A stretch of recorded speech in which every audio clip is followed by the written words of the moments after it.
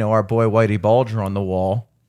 He had his shit together, dude. Like, he had his like plants in the FBI that were working with him. Yeah.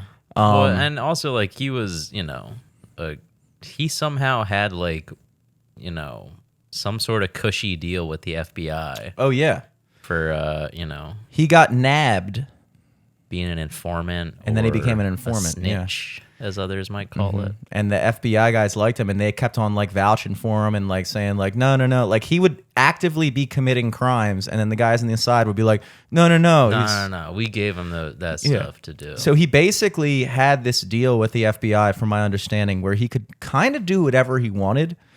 And then like he wasn't even really providing them with that much information. He would literally just provide them with. I actually watched a kind of like documentary about him. Like, what's the time limit for a documentary? This is like 40 minutes. That's a documentary. That's like on the verge of just being a YouTube video. Yeah, I watched a YouTube video about Whitey Bulger. Whitey Bulger. I mean, that could also be a History Channel show with all the commercials taken out. Oh, 100%. You know what I mean? Yeah, so it's a documentary. It's a TV documentary. I know Whitey Bulger after this 45 minutes of no commercials, straight advertisement. And he basically, like, he didn't even really provide them with information. He was just actively committing crimes. He had guys on the inside. And then, like, apparently just to, like, maintain his informant status, the FBI guys would take other tips that they got from other people and just put it that they got it from Whitey. Under his name? Yeah. So they're, like, doing his homework for him, too? Oh, exactly. That's insane. Because he was paying people off. And, like, there's something, like, romantic.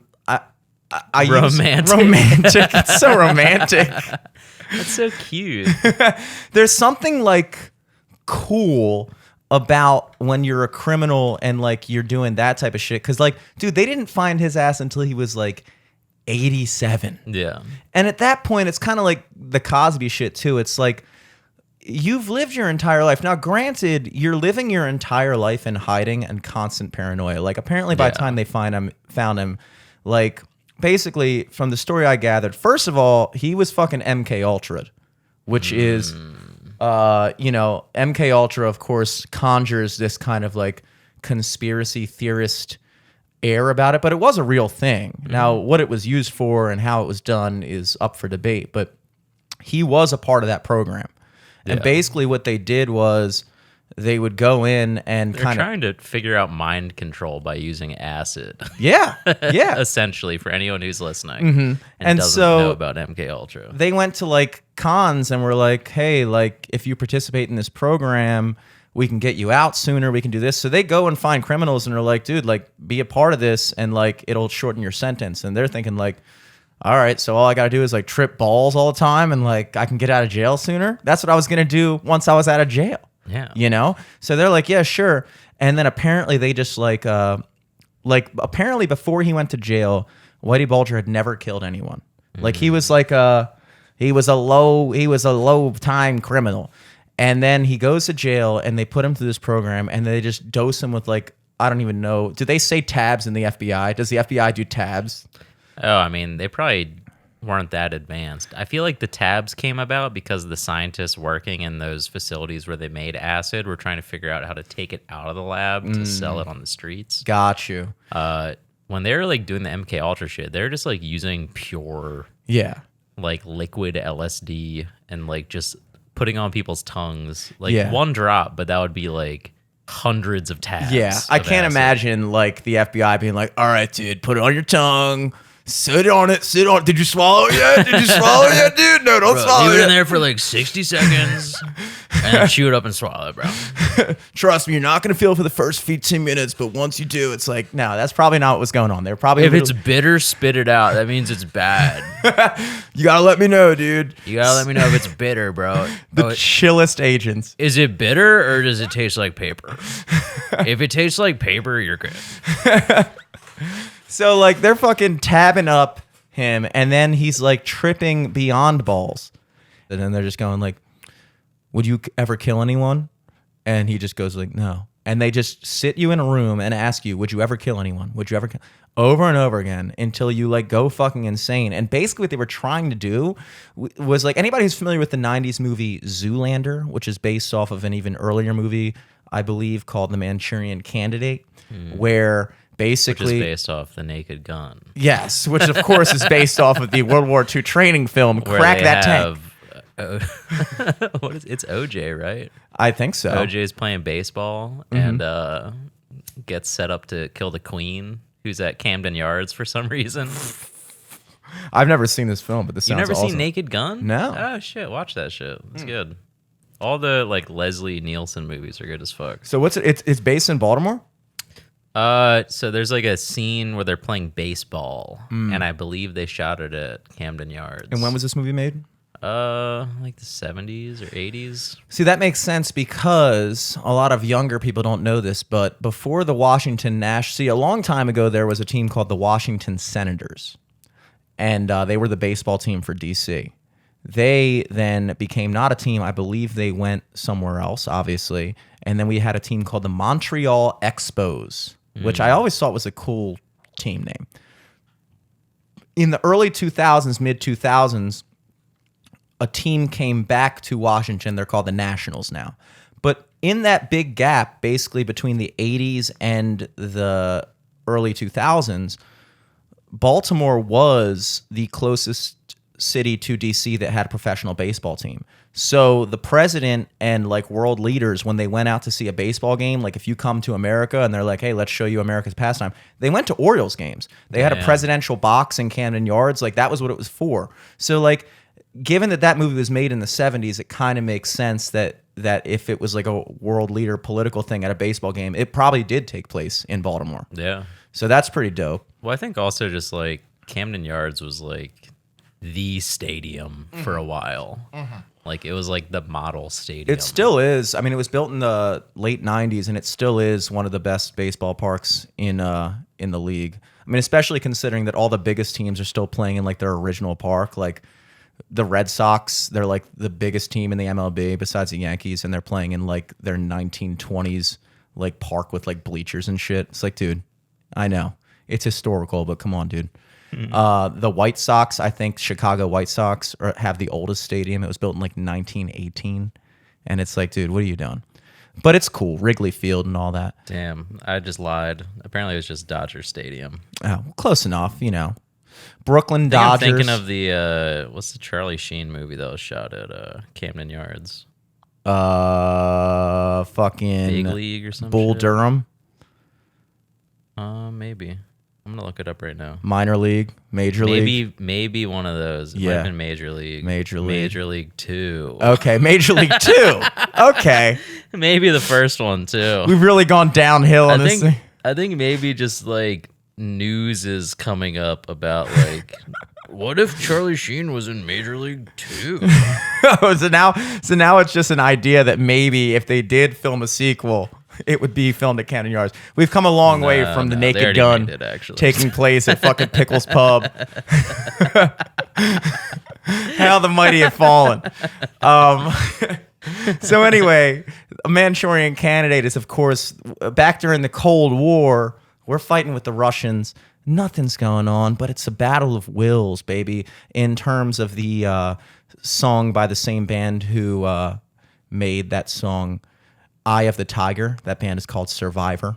It's the Eye of the Tiger. Everybody knows that song. I don't have to hum it. But they had another song that went, it's a primitive clash, feeling up against the wall.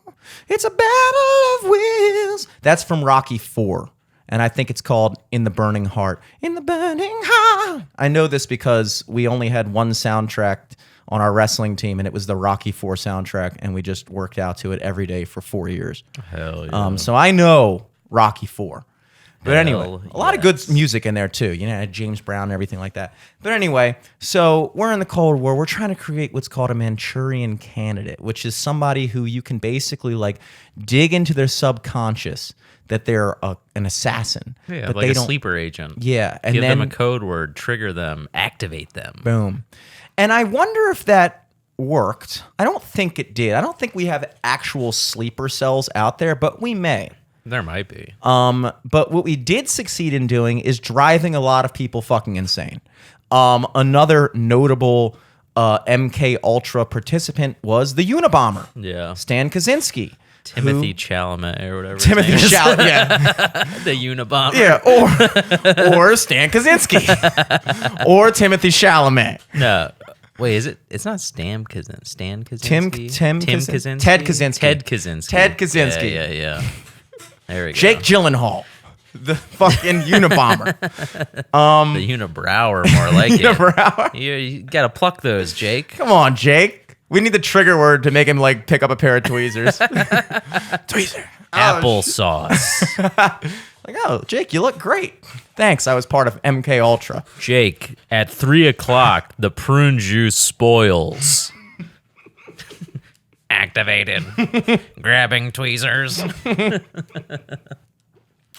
So, with Whitey Bulger being one of the most notorious crime bosses of all time, and Ted Kaczynski being one of the original domestic terrorists of all time in the United States. Let's call him Stan. Let's call him Stan. Listen, we know him. Come on. We call him Stan, but that's because... That's an inside joke between us and Stan. Yeah. Stan, you know what we're talking about, dude. Don't Unabomb us. So what they did succeed in is driving apparently a lot of people fucking insane, because when Whitey Bulger got out, I don't think he became a Manchurian Candidate, but he did become a guy who was a ruthless murderer. Hothead. A hothead. They turned him into a dick, basically. Yeah. That was really what MK Ultra succeeded in. They were like, we're going to dose people with hundreds of milligrams of acid until they become jerks. Yeah, until they become Mark Wahlberg. Another famous MK Ultra participant. Yeah. So like he was on the run for like, I don't know, fucking like 40 years, and he was living with his girlfriend under a fake name in just like a regular neighborhood in California. Blackie, what's the opposite of bulge? What is the opposite? Concave. Blackie concavity. Our neighbor Blackie sure is fun.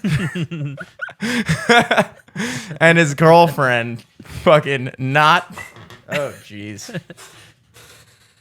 Not Mrs. Bulger. Who would ever see through that? So then, neighbors, that when they were looking for him, and I actually remember watching TV at Seasons and not working when they found him. And that was kind of like apparently big news. It was huge news, dude.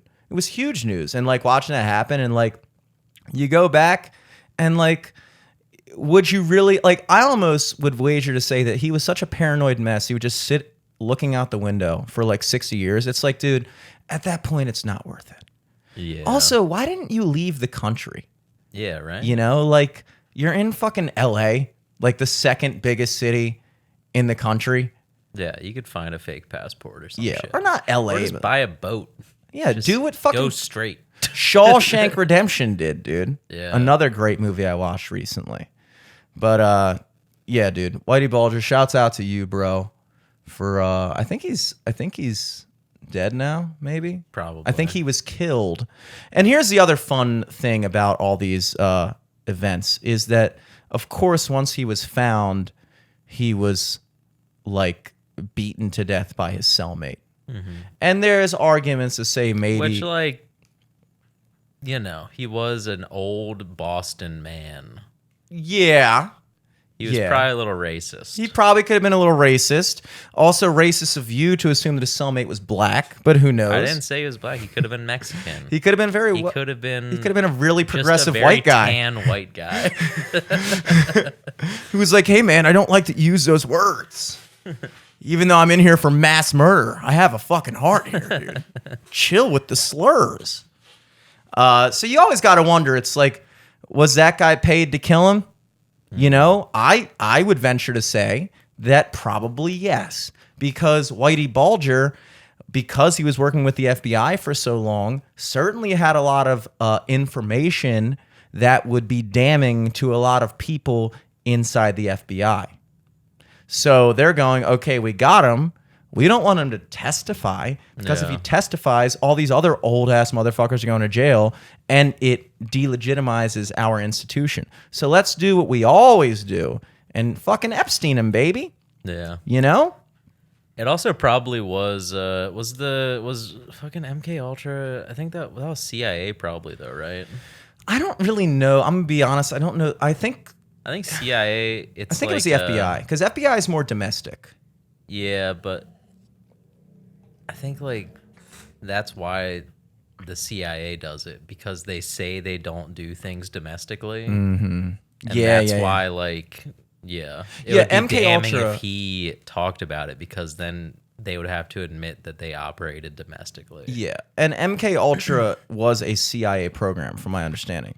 They do shit on the inside. The CIA they're usually the ones doing the most fucked up shit. Oh yeah, they're the ones. I mean, they created acid, which is not to try to brainwash cool. people. Yeah, which is chill. They created crack to try to dismantle communities. Yeah, which is not chill. Systems. One of the chillest things CIA did was invent acid. Yeah. One of the least chill things they did was invent crack. Yeah. But you know,